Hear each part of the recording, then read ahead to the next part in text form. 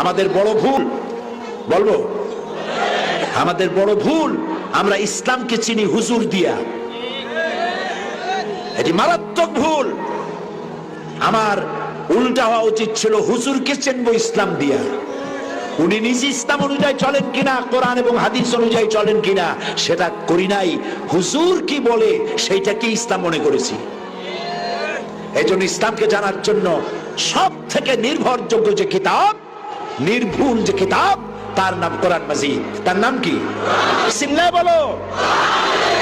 সেই কোরআন আর রাসূল, রাসূলের চরিত্র সম্পর্কে মা আয়েশাকে জিজ্ঞেস করা হয়েছে, মা রাসূলুল্লাহর চরিত্র কেমন? রাসূলুল্লাহ বলেছেন, কোরআন পড়ো নাই? কোরআন তো পড়েছি। কোরআন যদি পড়ে থাকো তাহলে আমার কাছে রাসূলের চরিত্র জানতে কেন এসেছো? যেটা 30 পারা কোরআন সেটাই রাসূলের 23 বছরের নবুয়তের জীবন। যেটা রাসূল সেটা কোরআন, যেটা কোরআন সেটা রাসূল। সুবহানাল্লাহ। আরো জোরে কও সুবহানাল্লাহ। নবী করিম সাল্লাল্লাহু আলাইহি ওয়াসাল্লামের মুখের কথা আইন। যদি কোনো ব্যাপারে তিনি বলেন হ্যাঁ হালাল, সুবহানাল্লাহ কই দিচ্ছে করেন না? যদি বলেন হ্যাঁ হালাল, যদি বলেন না হারাম। এই জন্য রসুলের কথা মানা, আমরা রসুলকে বুঝি নাই, যার জন্য লোকেরা বলে রসুলের কথা মানা সুন্নত। এটি মারাত্মক ভুল। রসুলের কথা মানা সুন্নত নয়। মা আতাকুমুর রাসূলু ফাখুযুহু ওয়া মা নাহাকুম আনহু ফান্তাহু। রাসূল যা আদেশ করেছেন, যা আনয়ন করেছেন, যা বলেছেন সেটা গ্রহণ করো, যা নিষেধ করেছেন বিরত থাকো। আল্লাহর কথা অনুযায়ী রাসূলের কথা মানা ফরজ। নবী করিম সাল্লাল্লাহু আলাইহি ওয়াসাল্লাম তিনি হ্যাঁ বললে হালাল হয়, না বললে, শুধু তাই নয়, হ্যাঁ বললে হালাল হয়ে যায়, না বললে হারাম হয়ে যায়। আঙ্গুল উঁচু করলে চাঁদ 2 টুকরা হয়ে যায়। পাও যদি উঁচা করেন আল্লাহর আরশে চলে যান। কোন ব্যাপারে যদি আল্লাহর কাছে কিছু বলার দরকার হয়, হাত উঠানো লাগে না, মুখ খোলা লাগে না, মনে মনে ইরাদা হতে দেরি আছে, মঞ্জুর হতে দেরি নাই। এই জন্য ইব্রাহিম আলাইহিস সালাম হচ্ছেন খলিল, আর মুহাম্মদ সাল্লাল্লাহু আলাইহি ওয়াসাল্লাম হচ্ছেন হাবিব। একজন খলিলুল্লাহ, আরেকজনে হাবিবুল্লাহ। খলিল আর হাবিব পার্থক্য কি? খলিল মানেও বন্ধু, হাবিব মানেও বন্ধু। তাহলে শব্দ দুইটা কেন?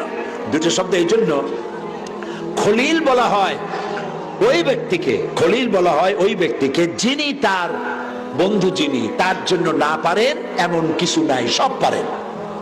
যেমন খলিলের বন্ধু হচ্ছে আল্লাহ। খলিলের বন্ধু কে? আল্লাহ। ওই আল্লাহর জন্য ইব্রাহিম আলাইহিস সালাম আগুনে পড়তে পারেন। ওই আল্লাহরে খুশি করার জন্য বউ বাচ্চা মরুভূমিতে ফালাই দিয়ে আসতে পারেন। ওই আল্লাহরে খুশি করার জন্য নিজের কলিজার টুকরা সন্তানের জবাহ করতে পারেন। এর নাম কি? খলিল। আর হাবিব কি? হাবিবের উল্টা। হাবিব এটার উল্টা। এখানে হাবিব হচ্ছেন মুহাম্মদ সাল্লাল্লাহু আলাইহি ওয়াসাল্লাম, আর তার অপর যিনি তাকে ভালোবাসেন, হাবিব বলে ডেকেছেন, তিনি হচ্ছেন আল্লাহ।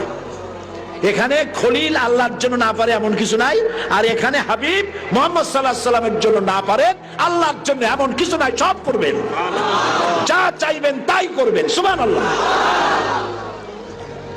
নবী করিম সাল্লাল্লাহু আলাইহি ওয়াসাল্লাম মক্কা থেকে হিজরত করে মদিনায় গিয়ে নামাজ পড়ছেন, বাইতুল মাকদাসের দিকে ফিরে। মন চায় যদি আল্লাহ রাব্বুল আলামিন আমাকে বলতেন, যদি এমন একটা আয়াত নাজিল হতো মক্কার দিকে, কাবা শরীফের দিকে ফিরে নামাজ পড়তাম। মনটা চাচ্ছে, কিন্তু তিনি হাত তুলছেন না, মুখ দিয়েও বলছেন না, মনে মনে চিন্তা করেন। আর 2-1 আকাশের দিকে তাকান, যদি এরকম একটা আয়াত নিয়ে জিবরাইল আসতো। জোহরের নামাজ পড়ছেন, ইমামতি করছে কে? রাসূলুল্লাহর সামনে কেউ কোনোদিন ইমামতি করে নাই, তিনি ইমাম। তিনি ইমামুল মুরসালিন, ইমামুল মুত্তাকিন, সমস্ত নবীদের ইমাম। সুবহানাল্লাহ। আল্লাহর নবী জোহরের নামাজ পড়ছিলেন, 2 রাকাত নামাজ পড়ে তাশাহুদ পড়তেছেন, তেমন সময় হযরত জিবরাইল নামাজের মধ্যে অবতীর্ণ হয়ে গেছে।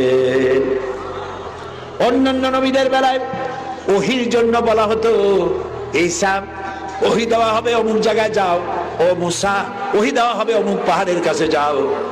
এক এক জায়গায় পাঠানো হতো ওহী আনার জন্য, কিন্তু রাসূলের ব্যাপারটা ছিল ভিন্ন। রাসূল যেখানে ওহী সেখানে।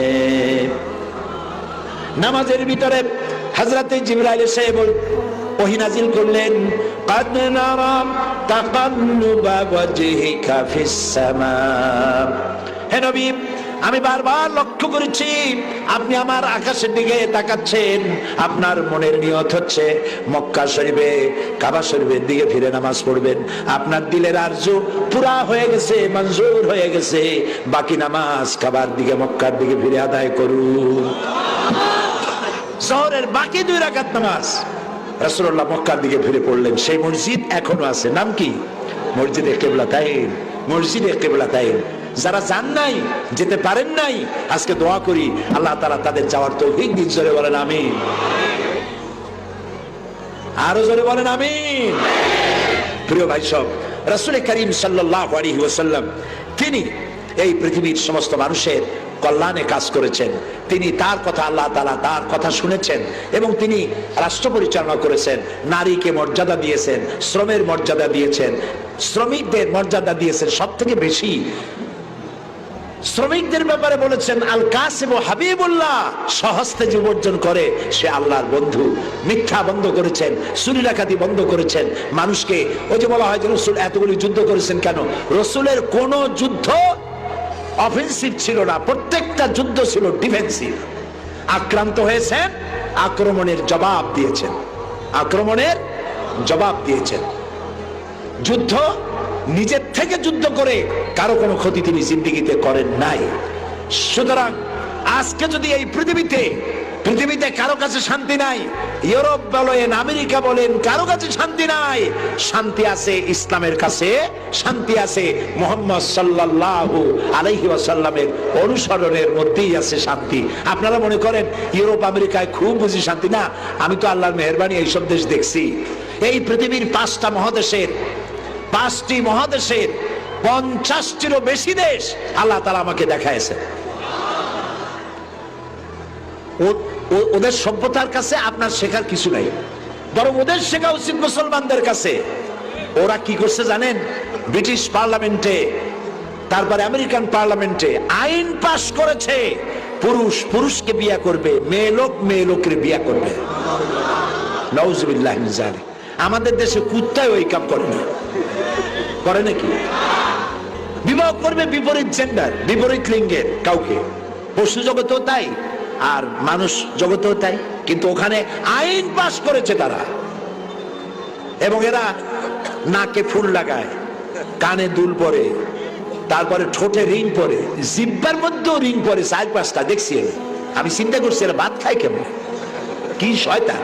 চিন্তা করে মাথার চুলগুলোতে রং মেখা তালপাতার সিংহের মতো খাড়া করে দেয় এরকম। পিছনে চুল ছোট ছোট করে কেটে ওইখানে বাড়ির নম্বর, হাউস নম্বর, রোড নম্বর, টেলিফোন নাম্বার লিখে রাখে মাথার পিছনে।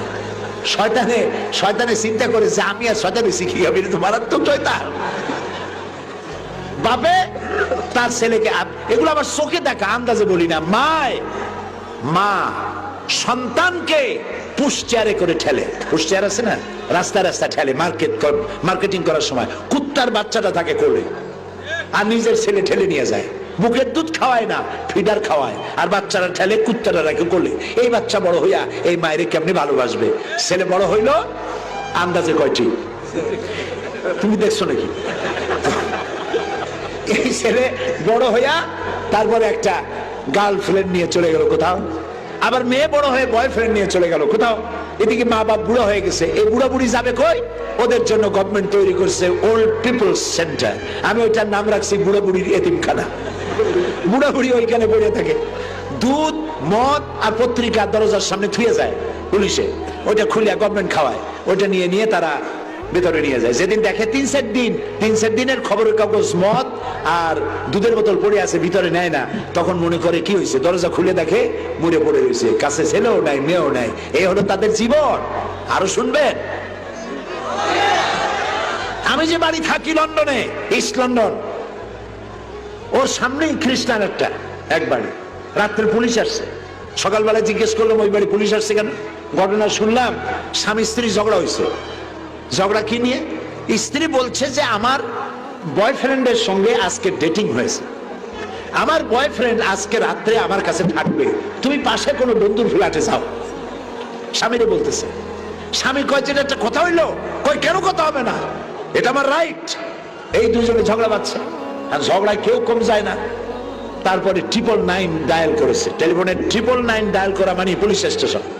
পুলিশকে কমপ্লেন করেছে, পুলিশ গাড়ি নিয়ে ভ্যাঁ ভোঁ করে বাজাতে বাজাতে চলে আসছে বাড়িতে। কয়েক মিনিট সময়ও লাগে না। পুলিশ জিজ্ঞেস করেছে কি, মেয়ে লোকটি বলছে সে আমার হিউম্যান রাইটস এর উপরে আমাকে আঘাত করেছে, আমার পার্সোনাল রাইটের উপরে সে আঘাত করেছে। কি বলে, এই ব্যাপার আমি আমার বন্ধু নিয়ে রাত কাটাতে চাই, আর ওই বেটা তা থাকতে দেবে না। পুলিশ কয় যে বেটা, তোর বউ একটা বয়ফ্রেন্ড নিয়ে কেন 15টা নিয়ে থাকবে, তাতে তোর কি ভাইয়া, গেট আউট। এই হলো দেশ, এই হলো সভ্যতা, এই হচ্ছে ওয়েস্টার্ন সিভিলাইজেশন। কোথায় যাবা, ফাইনা তাযহাবুন। সেই জন্য আপনারা জানেন না, ইসলামের যত সন্ত্রাসী হইতেছে, এগুলো বলার পর ওই যে আমেরিকা, ওই যে বুশ, আল্লাহ জাগা মতো শাস্তি দেয়। ফেরাউনরে মারছে সুবাইয়া, নমরুদের মারছে কি দিয়া, জুতা দিয়া। সেই জুতা আছে না নাই? এই যুগের নমরুদের কপালেও সেই জুতা।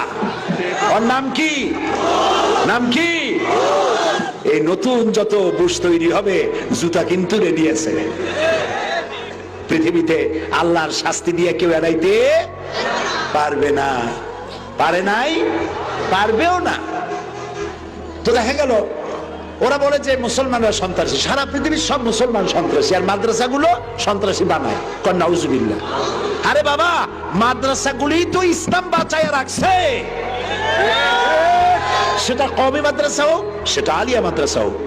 এই মাদ্রাসাই আলেমরা আর বড় বড় হাক্কানি পীরেরা, বড় বড় আলেমরা এ দেশে সারা পৃথিবীতে ইসলামকে বাঁচায় রেখেছে। পরীক্ষার রেজাল্ট দেখো, পরীক্ষার রেজাল্ট যদি দেখেন তাহলে দেখবেন জরিপ করে কলেজ, বিশ্ববিদ্যালয়, হাই স্কুল সব থেকে বেশি পাশের হার মাদ্রাসায়। কারণ কি? কারণ হচ্ছে মাদ্রাসার ছেলেরা আর একটা মেয়েকে SMS করে ডিস্টার্ব করে না, মেয়েদের পিছনে ঘুর ঘুর করে না। Girls high school, girls college ছুটির সময় কলেজের মেয়েদের কলেজের সামনে, গেটের সামনে এতিমের মতো খাড়াই থাকে না।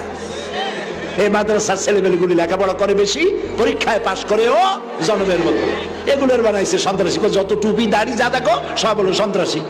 এখন আমেরিকার লোকেরা চিন্তা করেছে যে তাহলে ইসলাম যে এত সন্ত্রাসী, মনে হয় কোরআন শরীফের মধ্যে, কোরআনের মধ্যে লেটেস্ট প্রযুক্তির বোমা বানাবার কোনো কিছু আছে। তো কোরআন শরীফের তো সকল ভাষায় তরজমা, ট্রান্সলেশন আছে। ওরা কোরআন পড়া আরম্ভ করলো। কোরআন পড়ে দেখে যে এতে বোমা মারা তো দূরের কথা, বরং বলা আছে, আল্লাহ বলেছেন, কেউ যদি একটা মানুষকে হত্যা করে, কয়টা মানুষ? একটি মানুষকে যদি কেউ হত্যা করে, ফাকান্নামা কাতালান নাসা জামিআ, সেজন্য সারা পৃথিবীর সমস্ত মানুষকে হত্যা করলো। আর একটা মানুষকে যদি কেউ বাঁচায় দেয়, সেজন্য সারা পৃথিবীর সব মানুষকে বাঁচায় দিল।